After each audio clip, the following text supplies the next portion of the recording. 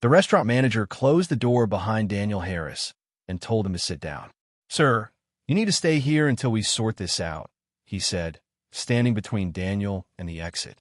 Claire Whitman felt the room tilt. "What do you mean, stay here?" she demanded, her voice cutting through the private dining room. He didn't do anything. Daniel, 25 years old and suddenly very aware of how young that sounded in moments like this, remained standing. His hands were visible. His posture was calm, too calm for how fast things had turned. "This is just a precaution," the manager said. "We had concerns raised by multiple guests." Claire turned slowly. Her friends sat frozen around the table, wine glasses untouched now, eyes darting everywhere except at Daniel. "Concerns about what?" Claire asked. No one answered at first. Then Karen cleared her throat. "Claire, we're worried about you."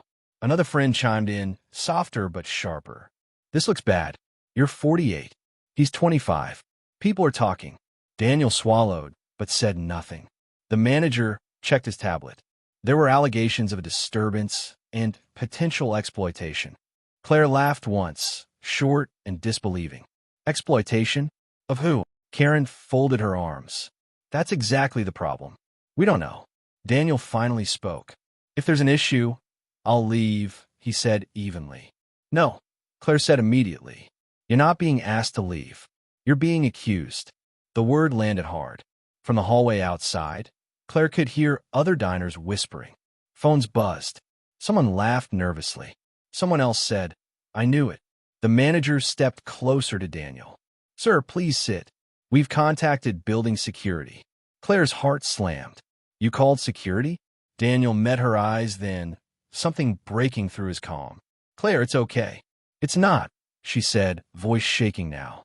"This is because of who you are. If you're still listening, thank you for staying here." Just then, the door opened again, and a uniformed security supervisor stepped in, holding a printed complaint with Claire's name on it. And Daniel's. The security supervisor held the paper up like evidence. "Daniel Harris," he read aloud. "Age 25. Allegation: inappropriate conduct with an older guest. Potential financial manipulation." Claire felt her ears ring. "That's a lie." Daniel didn't move. Two security guards had stepped in behind him now, close enough that he could feel their presence without turning around. "We're just going to escort you to a back office," the supervisor said, "until this is cleared up." "Escorted?" Claire snapped. "You mean detained." The supervisor avoided the word. "It's for everyone's comfort." One of the guards placed a hand lightly on Daniel's elbow. Not rough, not gentle either, firm enough to make the message clear. Daniel inhaled slowly and nodded. "Okay." "No," Claire said, stepping between them. "He's not going anywhere unless you explain why." Karen finally stood. "Claire, please," she said, voice tight. "This is already embarrassing." Claire turned on her. "You did this." Karen's eyes flashed. "We're trying to protect you." "From what?" Claire demanded. "From choosing my own life." The supervisor cleared his throat. "Ma'am, we also received a concern that alcohol may have been involved." Daniel looked genuinely surprised. "I had one drink," he said. "She had two." "That's not relevant," the supervisor replied. It was, Claire realized, exactly relevant, just not in the way they met. As they led Daniel toward the door, conversations in the restaurant stopped completely. Every head turned. Every assumption filled the silence. "This is ridiculous," someone muttered. "This is what happens," someone else whispered. The hallway felt narrower than it should have. The guards guided Daniel into a small office with no windows. The door closed behind him with a soft but final click. Claire stood outside, shaking. "What happens now?" she asked. The supervisor didn't meet her eyes. "We wait. And we verify." "Verify what?" He hesitated. "Intent." Before Claire could respond, her phone buzzed. A text from an unknown number. "You should check his finances." That's how this always ends. Claire stared at the screen, then up at the closed door. And for the first time, doubt, planted carefully by people she trusted, tried to take root. The security supervisor re-entered the office suddenly, his voice raised enough to be heard through the door. "We need Daniel's phone," he said. Claire stepped forward. "For what?" "To verify communications," he replied. "There are concerns he may be pressuring you financially." Daniel looked up from the chair. I'm not giving you my phone. The room tensed instantly. That's not a request, the supervisor said. Claire's heart pounded. You don't have the right. We do while he's being held on private property. The supervisor cut in. Daniel slowly slid the phone across the table, not taking his eyes off Claire. I'm sorry, he said quietly. I didn't think it would go this far. Neither did she. The supervisor scrolled, jaw tightening as he went. Messages, bank notifications, calendar reminders. He stopped suddenly. Why do you have repeated declined transfers from Ms. Whitman? He asked. Claire blinked. Declined transfers? Daniel exhaled. Because I didn't accept them. The room went quiet. The supervisor looked up. Explain. Daniel's voice stayed steady. She offered to help with my student loans. I said no. She offered to invest in my business idea. I said no. Every time. Claire stared at him. You never told me that part. I didn't want it to matter, he said. The supervisor frowned and kept scrolling. His expression shifted, confusion replacing certainty. Outside, Ray's voices broke out. Claire recognized Karen's sharp tone through the wall. We did the right thing, Karen said. Someone had to step in. Claire closed her eyes. If you're wondering why none of this stopped the detainment yet, stay with me. The supervisor's radio crackled. He listened, then stiffened. We've received an additional complaint, he said slowly. From inside the party. Claire's blood ran cold. Another one? He nodded. This one alleges coercion. The door behind Claire opened, and Karen stepped into the room. Karen didn't look at Daniel. She looked straight at Claire. This isn't what you think, Karen said quickly, hands raised like she was calming a situation she'd already set on fire. We're just trying to make sure you're okay.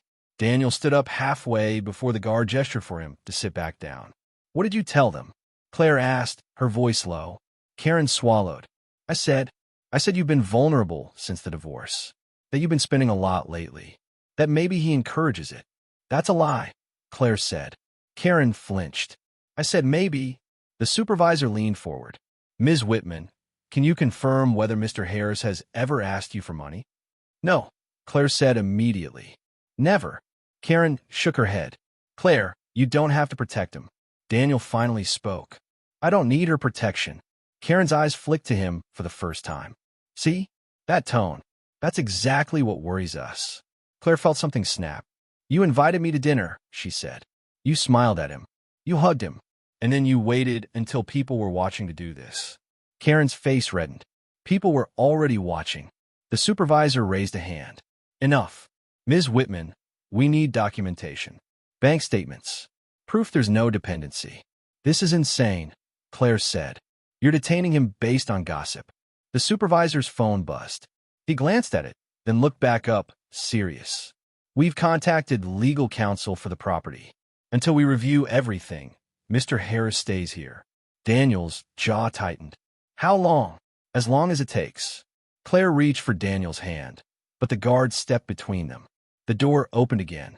A younger security officer entered, holding a tablet. Sir, he said to the supervisor, there's something you need to see. He turned the screen around. Claire recognized the image instantly, an old photo from her divorce proceedings. And next to it, a highlighted note Karen had submitted. Pattern of poor judgment in relationships. Daniel looked up at Claire, eyes searching her face. And in that moment, Claire realized this wasn't about concern. It was about control. The supervisor tapped the tablet once, then again, like the screen might argue back. This note, he said, suggests a history of impulsive decisions. Claire laughed, sharp and bitter.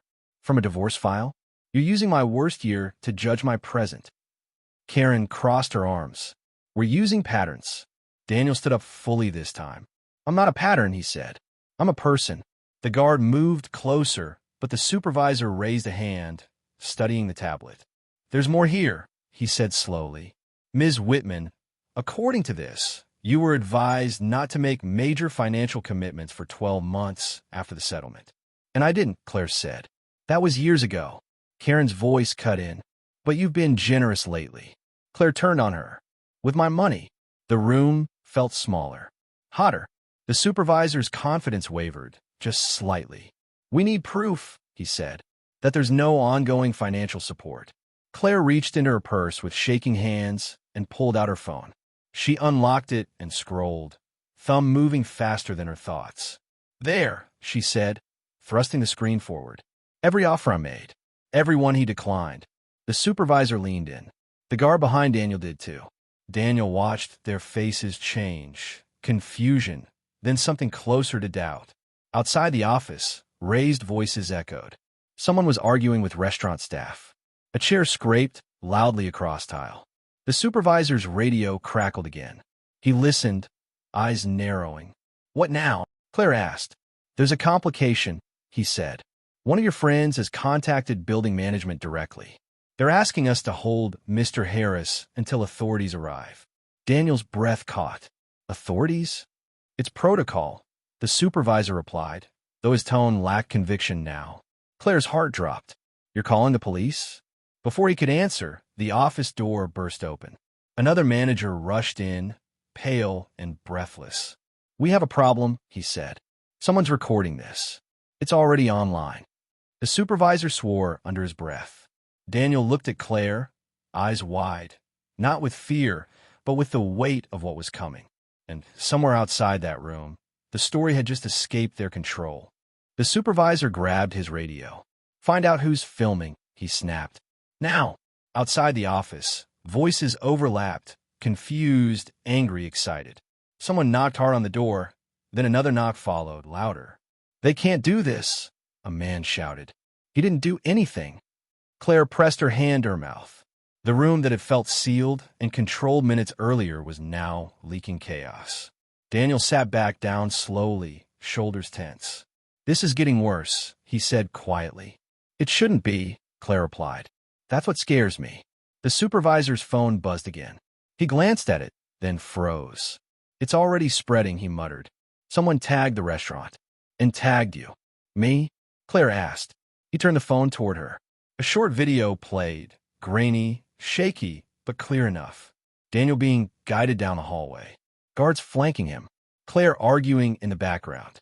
And a caption burning across the screen. Older white woman detained with younger black man. Friends intervene. Karen's face drained of color. "That's not what this is." Claire rounded on her. "Then why does it look exactly like it is?" "If you want to know what finally forced them to slow down, stay with me." The younger security officer cleared his throat. "Sir," he said to the supervisor, "there's something else." He tapped the tablet, pulling up Daniel's phone records again.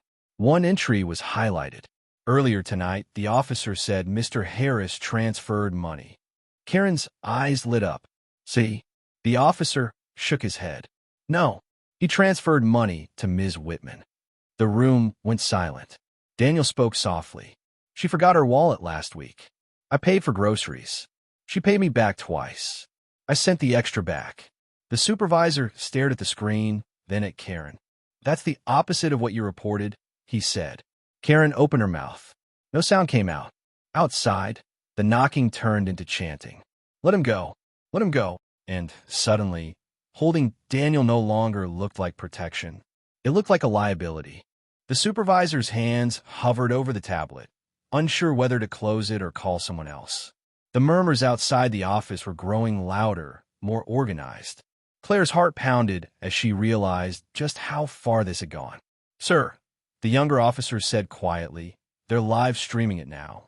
Views are climbing fast." The supervisor swore under his breath. This is not how it was supposed to happen." Daniel stood slowly, his eyes calm but sharp, scanning the room. "You've made a mistake," he said. "And you know it." Karen's voice cracked. "It's for her own good." Daniel shook his head. "For whose good? Yours or hers?" Claire's stomach churned. Her friends had convinced themselves that they were protecting her, but all they had done was turn reality upside down. Daniel had refused her money. He had shown nothing but respect. And yet here he was, being treated like a criminal because of assumptions, gossip, and fear. The supervisor swallowed hard, glancing at the tablet again. "Okay," he said finally, "we're releasing him. But I need a written statement from Ms. Whitman explaining the situation." And his eyes flicked to Karen. And no further interventions from anyone else. Karen looked like she wanted to argue, but the live feed outside made her pause. She had already been caught. Daniel exhaled and stepped toward Claire. She felt the tension in his shoulders ease just slightly as he reached for her hand. Outside, the crowd of diners, passers-by, and live viewers erupted in applause and shouting. Claire's phone buzzed endlessly. Comments, messages, reactions. People were defending them. Children who had been nearby whispered, "It's okay. He didn't do anything wrong." The supervisor stepped aside, giving Daniel room to leave. Karen lingered in the background, silent now, watching as her narrative crumbled. Claire squeezed Daniel's hand. "They tried to take him from me," she said quietly. Daniel smiled faintly. They never had him to take. The room felt lighter already, though the echoes of the chaos would linger far beyond the walls. Outside, the live feed continued to climb. Comments poured in. Support, outrage, disbelief. And Claire realized, as she looked at Daniel's calm face, that some truths didn't need permission to be seen. The office door opened, and sunlight from the restaurant windows spilled in. Daniel stepped out first, shoulders straight, head held high. Claire followed, hand tightly in his, feeling the tension finally lift. The crowd outside had grown, more diners and passers-by now aware of what had happened. Phones were everywhere, recording, streaming, commenting. People shouted encouragement, clapped, even laughed in disbelief at how messy things had gotten. Karen and the other friends stood frozen near the entrance, their expressions a mix of shame and shock. Claire finally faced them. "You tried to control my life," she said quietly, "but you couldn't control this." Daniel glanced at the friends, then back at Claire. "I never asked for anything from her, and she didn't need saving." The security supervisor stepped forward, clearing his throat. "We've reviewed everything. No further action will be taken. Mr. Harris is free to leave." Outside, a small group of diners cheered. Someone yelled, "That's right. Stand your ground." Children who had been watching earlier waved shyly at Daniel, seeing him as calm and honest amidst the chaos. Claire turned to Daniel, relief washing over her. "It's finally over," she whispered. Daniel smiled faintly. "Not everything," he said, "but the part that mattered." The friends shuffled away quietly, their whispers drowned out by laughter and the sound of phone notifications. Claire realized that their disapproval, their assumptions, had no power over her or Daniel anymore. She glanced down at her phone. Social media was blowing up with clips of the confrontation. People debating, defending, questioning. But the one thing Claire noticed most, through the flood of opinions, was how clearly the truth had come through. Daniel had not taken advantage. She had not needed saving. Their connection was real. Hand in hand, they walked out into the bright daylight, past the crowd, past judgment, into their own story. If this story kept you on edge, make sure to subscribe and share so more people can see how courage, honesty, and love can withstand even the harshest judgment.